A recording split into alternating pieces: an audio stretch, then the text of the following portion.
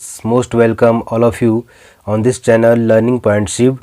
Please like, share, comment and subscribe this channel. Thank you very much. Hello students, आज का जो हमारा topic है वो है पास्ट परफेक्ट कंटिन्यूअस टेंस। और इस टेंस में क्या होता है कि जो एक्शन जो है ऑनगोइंग है और वो पास्ट में स्टार्ट हुआ था और पास्ट में कुछ समय के लिए कंटिन्यू था। और इसमें हम टाइम शो करने के लिए क्या करते हैं, we use since and for, दोनों में से एक का यूज़ होना है। तो आगे इसके जो हिंदी पहचान है वो देखिए।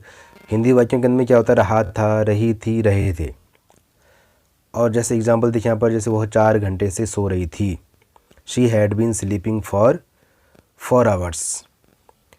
फिर नेक्स्ट देखें, वह 5 दिन से घर नहीं जा रहा था, he had not been going home for 5। तो इस तरह से इसके ये कुछ एग्जाम्पल्स हो गए।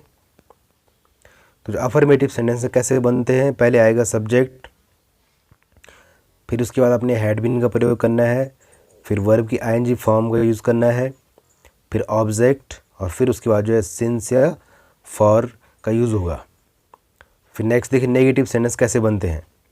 पहले आएगा सब्जेक्ट, फिर हैड नॉट, फिर बीन, फिर वर्ब की आईएनजी फॉर्म, और आईएनजी फॉर्म के बाद फिर ऑब्जेक्ट, और फिर सिंस या फॉर। फिर नेक्स्ट देखिए इंट्रोगेटिव सेंटेंस कैसे बनते हैं।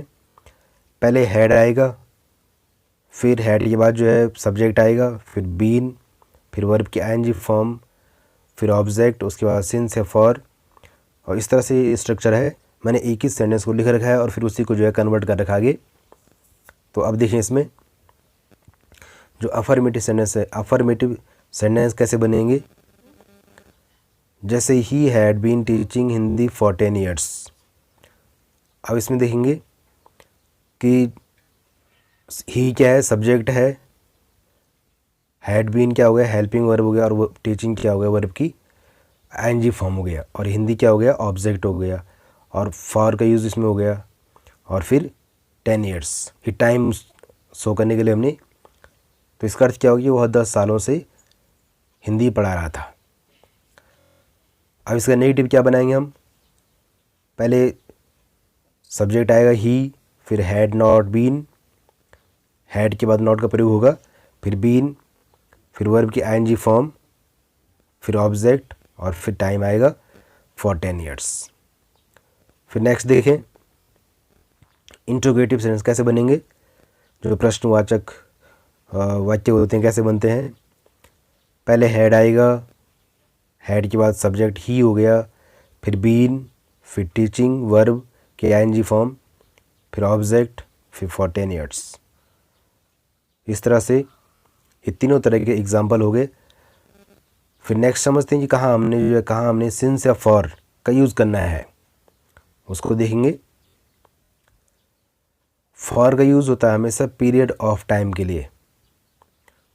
पीरियड ऑफ टाइम मतलब समय की अवधि के लिए। जैसे यहाँ पर एग्जाम्पल के रूप में देखें, फॉर 2 डेज़, 2 दिनों से, फॉर 2 ईयर्स, 2 सालों से, फॉर 2 आवर्स, 2 घंटे से। तो इसमें क्या चल रहा है पता है, ये अवधि है, एक फिक्स टाइम नहीं है। तो सिंस का यूज़ क्या होगा, पॉइंट ऑफ टाइम के लिए होगा।